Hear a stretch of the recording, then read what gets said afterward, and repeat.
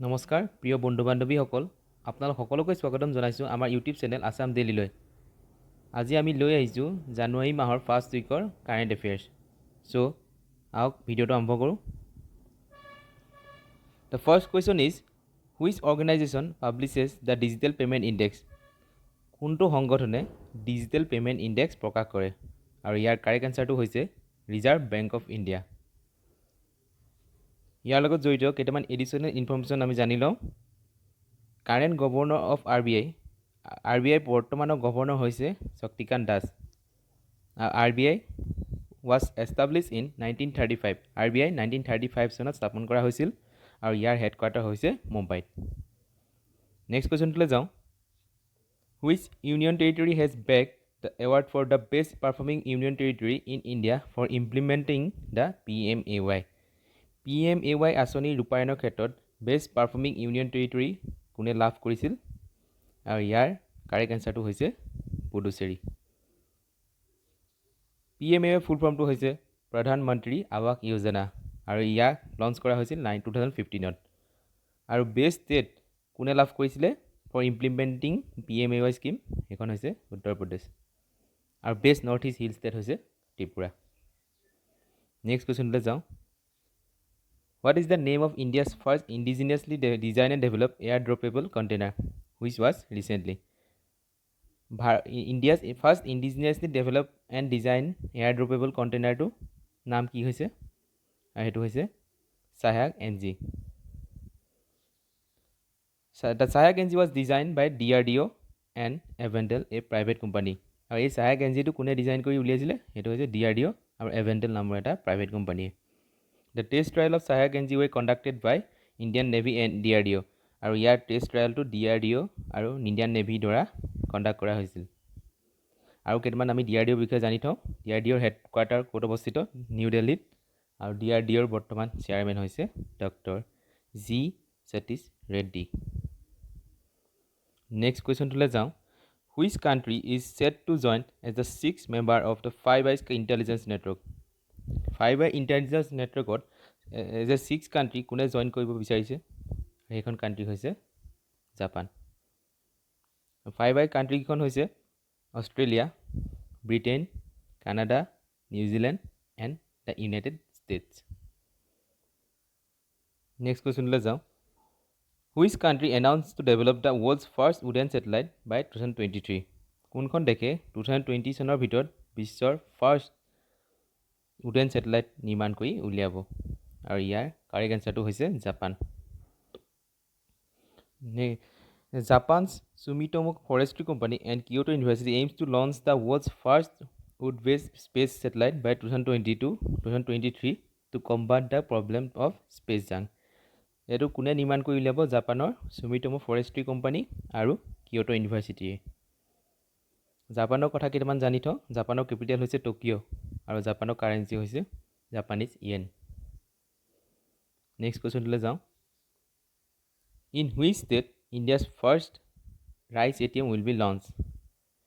ক'ত rice ATM launch প্ৰথম install কৰা হৈছে কোনখন ষ্টেটত? আৰু ইয়াৰ কাৰেক্ট এনচাৰটো হৈছে কৰ্ণাটক।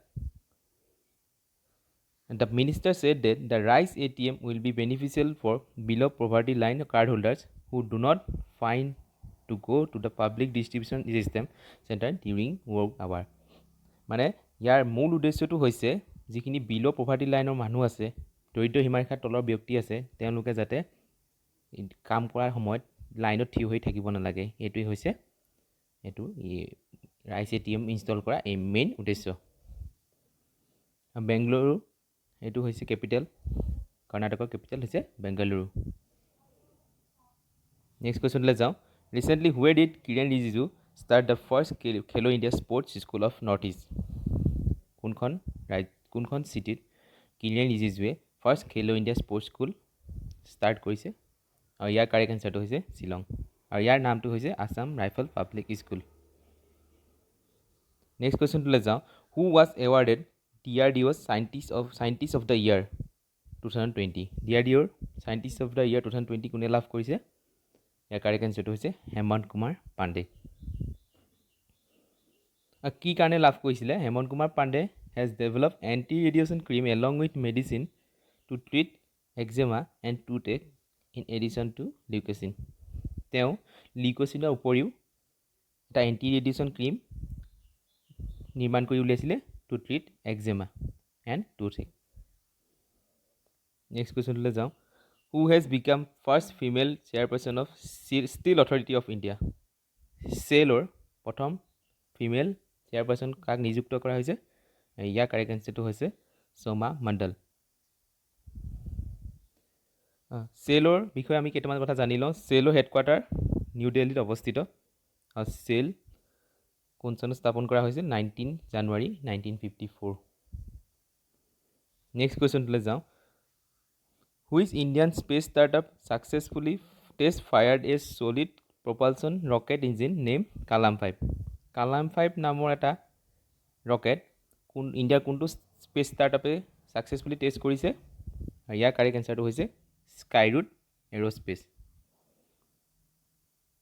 নেক্সট কুৱেশ্যনটোলৈ যাওঁ। Maitri Setu was recently in news. This bridge connect India with which neighbouring country? Maitri সেতুখনে ইণ্ডিয়াৰ লগত কোনখন চুবুৰীয়া দেশৰ লগত কানেক্ট কৰিছে? ইয়াৰ কাৰেক্ট এনচাৰটো হৈছে বাংলাদেশ। মৈত্ৰী সেতুখনৰ বিষয়ে আমি কেইটামান কথা জানি লওঁ। The Maitri Setu bridge between India and Bangladesh has been constructed over the Feni river which flows between Bangladesh and the Indian boundary in Tripura. Maitri সেতুখন কোনখন ৰিভাৰৰ ওপৰত নিৰ্মাণ কৰা হৈছে? সেইখন হৈছে ফেনী ৰিভাৰ। বহুত ইম্পৰ্টেণ্ট হয় এইটো। আৰু the 1.9 kilometre long bridge will join Sabroom in India with Ramgarh in Bangladesh. আৰু ইয়াৰ দৈৰ্ঘ্য কিমান হ'ব? 1.9 কিলোমিটাৰ। নেক্সট কুৱেশ্যনটোলৈ যাওঁ। Who is appointed as the new chairman and CEO of railway board? Railway বৰ্ডৰ নতুনকৈ চেয়াৰমেন আৰু CEO কাক নিয়োগ কৰা হৈছে? ইয়াৰ কাৰেক্ট এনচাৰটো হৈছে সুনীত শৰ্মা। ৰেলৱে হেডকোৱাৰ্টাৰ ক'ত অৱস্থিত? নিউ দিল্লীত। নেক্সট কুৱেশ্যনটোলৈ যাওঁ। ADB অৰ্থাৎ Asian development bank and GOI government of India sign $231 million loan agreement two enhance power generation capacity in which state? আৰু ইয়াৰ কাৰেক্ট এনচাৰটো হৈছে আছাম। ADB বিষয়ে আমি কেইটামান কথা জানি লওঁ। ADB হেডকোৱাৰ্টাৰ হৈছে মানিলা ফিলিপাইনছত আৰু ADB 1966 চনত স্থাপন কৰা হৈছিল। নেক্সট কুৱেশ্যনটোলৈ যাওঁ। Dharmendra Pradhan inaugurates India's first of its kind migrant worker cell in which state? Dharmendra প্ৰধানে কোনখন ৰাজ্যত ভাৰতৰ প্ৰথম প্ৰব্ৰজনকাৰী কৰ্মী উদ্বোধন কৰে? আৰু ইয়াৰ কাৰেক্ট এনচাৰটো হৈছে গুজৰাটত। গুজৰাটৰ বৰ্তমানৰ চিফ মিনিষ্টাৰ হৈছে বিজয় ৰূপানী আৰু গুজৰাটৰ কেপিটেল হৈছে গান্ধীনগৰ। নেক্সট কুৱেশ্যনটোলৈ যাওঁ। Kochi Bengaluru natural gas pipeline has been constructed by which company? Kochi বেংগালুৰুৰ যোনটো নেচাৰেল পাইপলাইন আছে সেইটো কোনটো কোম্পানীয়ে নিৰ্মাণ কৰি উলিয়াইছে? সেইটো হৈছে GAIL. The ministry under Dharmendra প্ৰধানৰ আণ্ডাৰত কোনটো মিনিষ্ট্ৰী আছে? Ministry of petroleum and natural gas government of India. গেইলৰ হেডকোৱাৰ্টাৰ ক'ত অৱস্থিত? নিউ দিল্লীত। Prime minister Narendra Modi has inaugurated the 450 kilometre Kochi Bengaluru natural pipeline via video' conferencing. আৰু এই কোচিম বেংগালুৰু নেচাৰেল গেছ পাইপলাইনটো কোনে ইনগ্ৰেট কৰিছিলে বা উদ্বোধনী কৰিছিলে? এইটো হৈছে PM Narendra Modi via video' conferencing. Next কুৱেশ্যনটোলৈ যাওঁ। হু টুক over as the new chief central industrial security force? CISFৰ নতুন চিফ কাক নিয়োগ কৰা হৈছে? এইটো হৈছে সুবোধ কুমাৰ জয়ছৱাল। CISFৰ হেডকোৱাৰ্টাৰ ক'ত অৱস্থিত? নিউ দিল্লীত। নেক্সট কুৱেশ্যনটোলৈ যাওঁ। Which country has appointed Jayashree Das Barma as an honorary consul for increase its presence and collaboration in India's North East? আৰু ইয়াৰ কাৰেক্ট এনচাৰটো হৈছে ইজৰাইল। নেক্সট কুৱেশ্যনটোলৈ যাওঁ। ইজৰাইলৰ কেপিটেল হৈছে জেৰুচালেমা আৰু তেওঁ ইজৰাইলৰ প্ৰাইম মিনিষ্টাৰ হৈছে বেঞ্জামিন নেতান্যাহু। আৰু ইজৰাইলৰ কাৰেঞ্চি নিউ চেকেল। এই তিনিটা পইণ্ট আপোনালোকে মনত ৰাখি থ'ব। নেক্সট কুৱেশ্যনটোলৈ যাওঁ। In which state India's first lithium refinery gas will be set up? India's first lithium refinery ক'ত স্থাপন কৰা হৈছে এইটো বহুত ইম্পৰ্টেণ্ট হয় এইটো হৈছে গুজৰাটত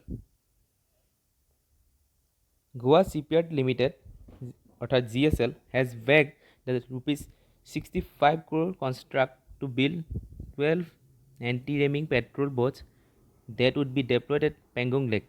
This lake is in which state? মানে কুৱেশ্যনটো সুধিছে পেংগং লেকটো কোনখন ইউনিয়ন টেৰিটৰী বা ষ্টেটত অৱস্থিত এইটো হৈছে লাডাখ আৰু আমি এটা কথা জানি থওঁ largest union territory of India সেইটো হৈছে JNK অৰ্থাৎ জম্মু এণ্ড কাশ্মীৰ নেক্সট কুৱেশ্যনটোলৈ যাওঁ who has been appointed as the deputy election commissioner deputy election commissioner recently কাক নিয়োগ কৰা হৈছে আৰু এইজন হৈছে উমেশ সিনহা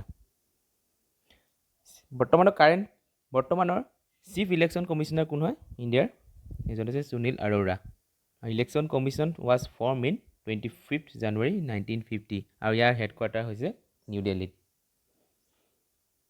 নেক্সট কুৱেশ্যনটোলৈ যাওঁ who has become India's 267 chess grandmaster by winning the third and final norm at a tournament in ইটালীত হোৱা 67th চেছ গ্ৰেণ্ডমাষ্টাৰ কিতাপ কোনে অৰ্জন কৰিছে আৰু এজন হৈছে লিঅন মেণ্ডকা নেক্সট কুৱেশ্যনটোলৈ যাওঁ which state has been declared as a disturb area for the next 6 months by the central government under AFSPA. AFSPA দ্বাৰা ডিষ্টাৰ্ব এৰিয়া বুলি কোনখন ষ্টেটক ঘোষণা কৰিছে ৰিচেণ্টলি সেইখন হৈছে নাগালেণ্ড আৰু AFSPA হৈছে the arm force special power act the decision to keep Nagaland under AFSPA for 6 more months was taken amid report of deteriorating law and other situation there. AFSPA কিয় কাৰণে এইটো দি থোৱা হৈছে ইয়াত কিছুমান নাপায় আইন শৃংখলাৰ পৰিস্থিতিৰ কাৰণে ইয়াত ডিষ্টাৰ্ব এৰিয়া বুলি ঘোষণা কৰা হৈছে আৰু নাগালেণ্ডৰ কেপিটেল হৈছে কোহিমা আজিলৈ ইমানেই ভিডিঅ'টো ধন্যবাদ থেংক ইউ